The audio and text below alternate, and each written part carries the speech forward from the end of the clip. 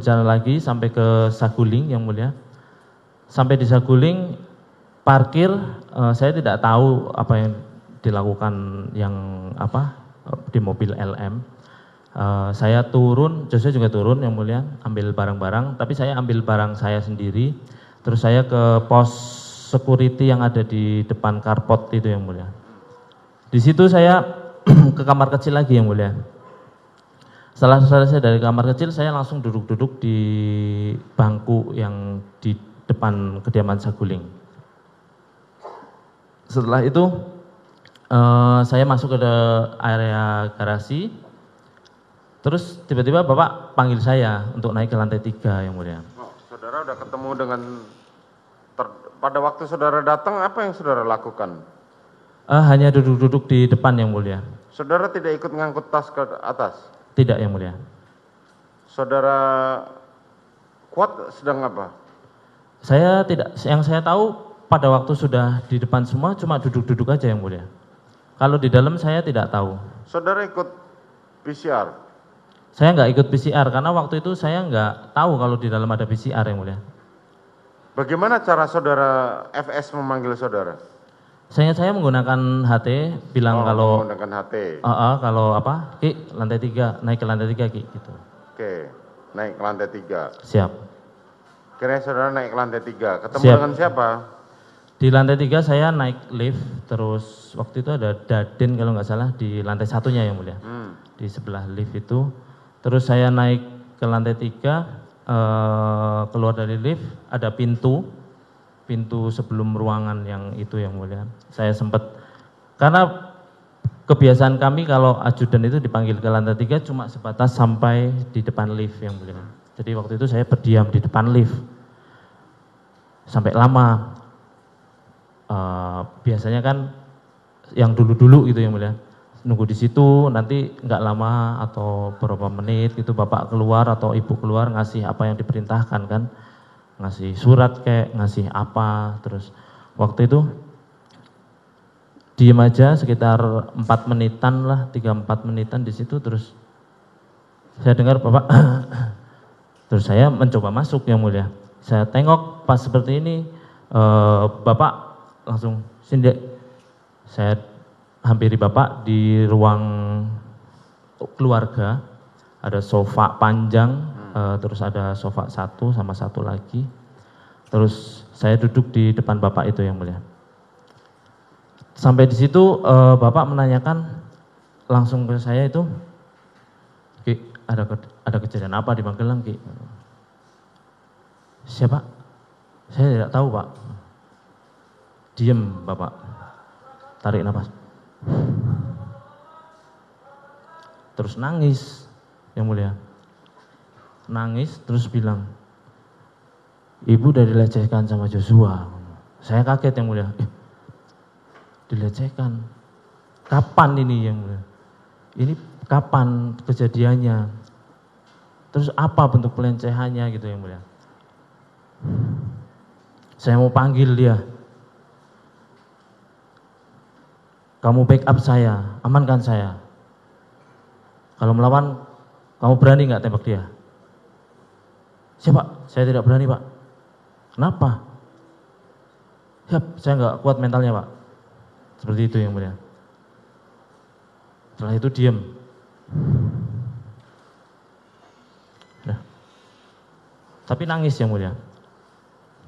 Panggil Richard. Siapa?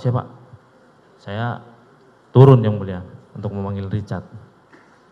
Setelah itu saya turun ke lantai 1.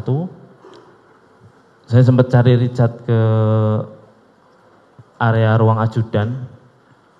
Sampai saya bingung kan, apa ini pelecehan yang mana, kapan terjadinya, terus apa iya antara percaya dan tidak percaya yang mulia waktu itu. Masa iya sih Joshua tega sekali Joshua sama Ibu kalau sampai seperti itu. Terus bentuk pelecehannya apa gitu loh yang saya pikirkan yang mulia. Saya juga takut karena kan saya yang paling senior di Magelang yang mulia. Saya yang ditugaskan menjaga anaknya dan keluarganya ketika ada di Magelang yang mulia. Kok bisa sampai kejadian seperti ini saya nggak tahu gitu. Terus saya ke garasi depan, lihat Richard ada di duduk-duduk di bangku itu, saya hampiri yang mulia. Sambil masih perasaan yang ini, percaya nggak percaya, kok apa iya sih, kok tega Joshua, padahal ibu baik, masa iya sih tega gitu. Cat, panggil bapak. Iya bang, untuk apa bang? Nggak tahu. Terus saya lihat Richard masuk ke naik lift aja Cat, masuk ke dalam area rumah. Saya duduk di situ sambil memikirkan, apa ini, kapan, kok bisa saya nggak tahu peristiwanya, apa yang kemarin malam gitu loh, kok ibu nggak ada cerita apa-apa ke saya, Kuat juga nggak bilang kalau itu pelecehan, dan Richard pun juga nggak ada cerita apa-apa ke saya. Dari pas malam itu sampai pagi barangkali Joshua cerita atau apa. Terus setelah itu saya masih berpikiran di situ. Si Daden ada yang buka gerbang, saya nggak tahu, lupa. Terus ibu sudah jalan di dekat mobil yang mulia. Terus saya dipanggil sama Daden. Terus karena lihat saya kan posisinya seperti ini.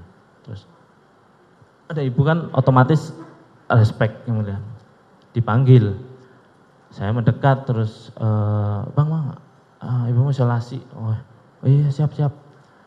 Dia antar ibu isolasi ya. Terus ibu masuk.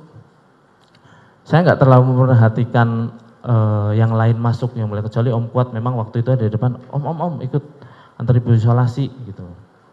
Terus masuk mobil yang mulia, jalan ke rumah Duren 3.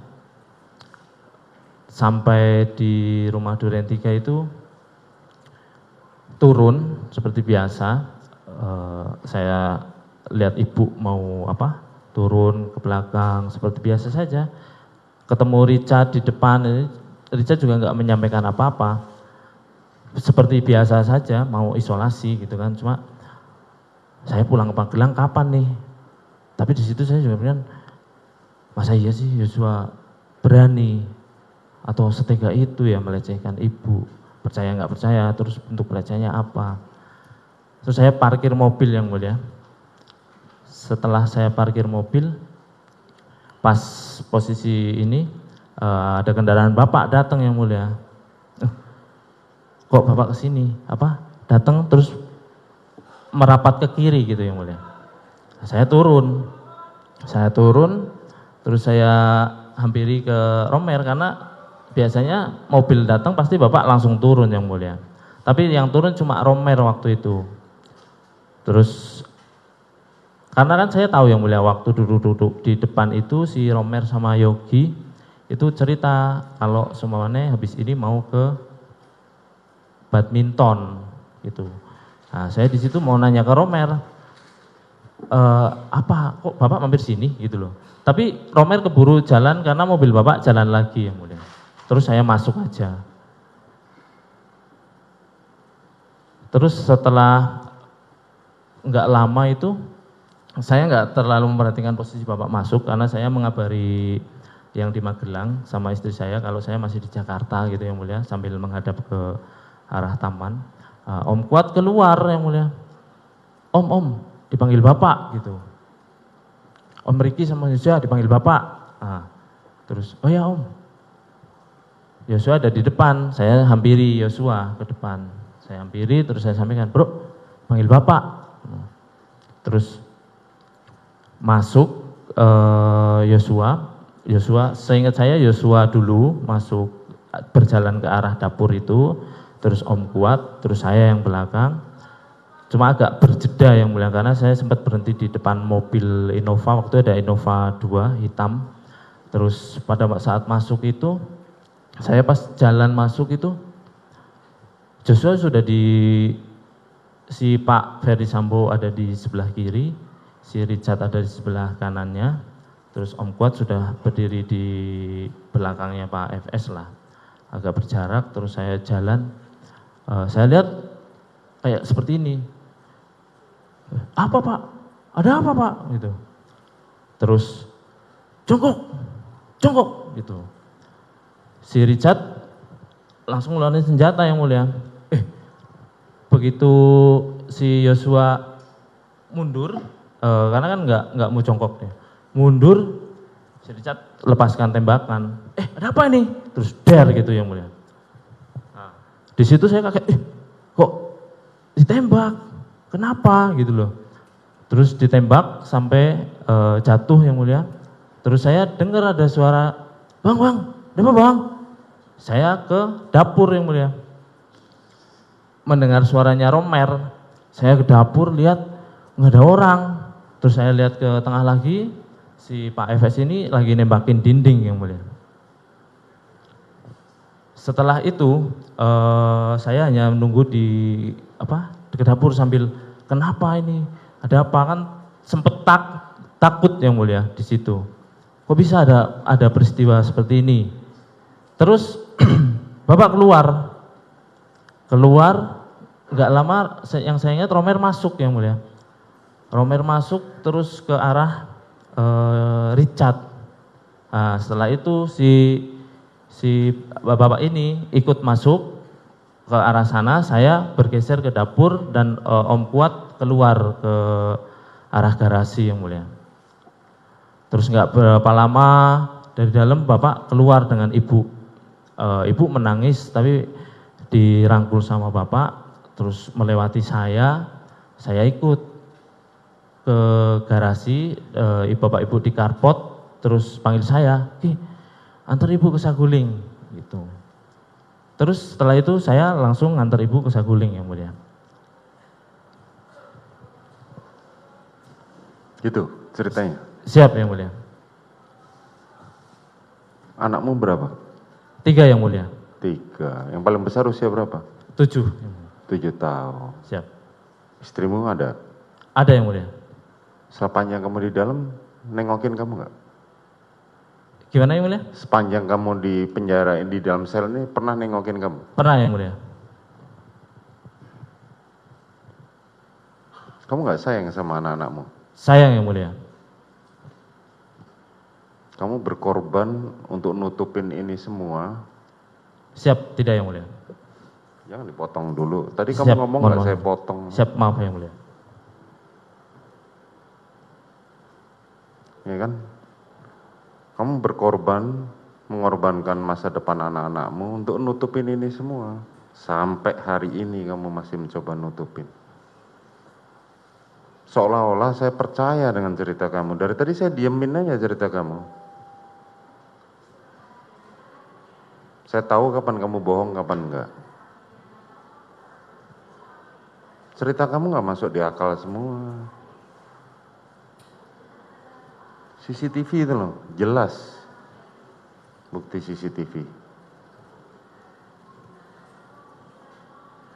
Bagaimana kamu bercerita seperti itu, tapi di sisi lain, kamu ikut bisa ketika diperiksa di Provos, bisa menceritakan detail apa yang terjadi. Itu kan nggak masuk di akal. Bentar, jangan dibantah dulu. Siap. Ya kan? Siap. Cobalah kamu ingat anak istrimu. Mereka di sana mendoakan kamu, semoga kamu bisa mendapatkan keringanan. Tapi dengan begini, kamu mencoba mengaburkan semua peristiwa itu.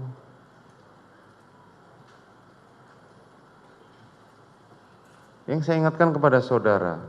Siap yang mulia. Saya tidak butuh pengakuan saudara. Siap. Karena dari awal jelas, kasus ini terbuka, bisa sampai maju ke persidangan ini, karena kesaksian dari Eliezer. Bukan kesaksian dari saudara. Siap. Tidak penting buat saya seperti itu. Tapi kalau caramu berbohong seperti ini, saya cuma ngingetin saudara. Kasihan anak istrimu di rumah. Paham? Paham yang mulia. Kamu menutupi segala sesuatu yang sudah terjadi. Masih kamu tutupin juga di persidangan ini. Kalau kamu sudah bercerita begitu, bagaimana saudara bisa bercerita di depan Provos skenario seperti itu? Bahwa saudara menghindar segala macam pada saat saudara Richard menembak dengan Joshua. Bagaimana saudara bisa bercerita seperti itu? Dengan terangnya yang disampaikan oleh teman-teman saksi dari Polres Jakarta Selatan kemarin. Dari awal saudara udah tahu skenario seperti ini. Ini loh nanti kamu akan ketika diperiksa ceritanya seperti ini. Dan itu tidak ada dalam cerita saudara tadi. Paham? Siap yang mulia. Saya ulang lagi.